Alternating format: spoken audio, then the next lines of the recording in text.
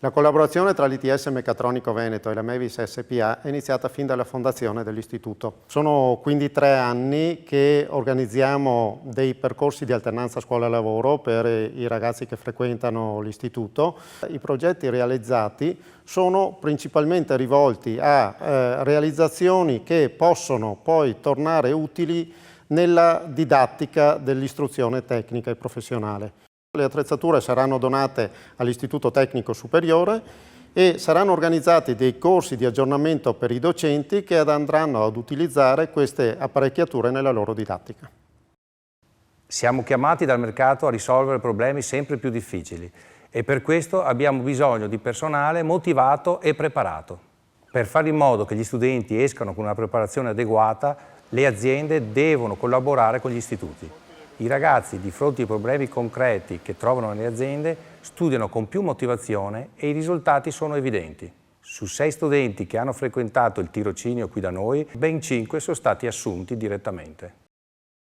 Il mio ruolo in questo progetto è stato di progettare e realizzare il software dell'isola robotizzata.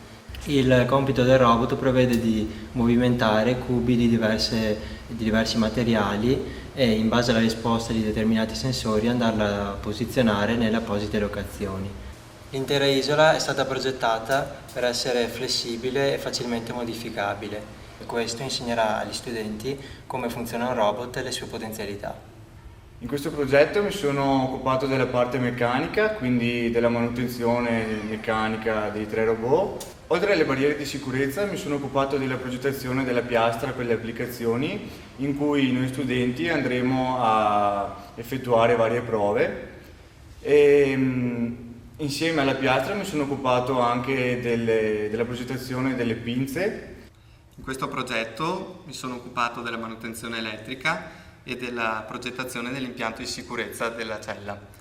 Ho installato le barriere fotoelettriche di sicurezza in modo da garantire così una maggiore agevolezza e visibilità senza compromettere la sicurezza di noi studenti. Sono state cablate anche un fungo d'emergenza e un selettore a chiave per lo sblocco del microinterruttore a chiave. Infine ho installato una morsettiera per poter collegare qualsiasi tipo di applicazione.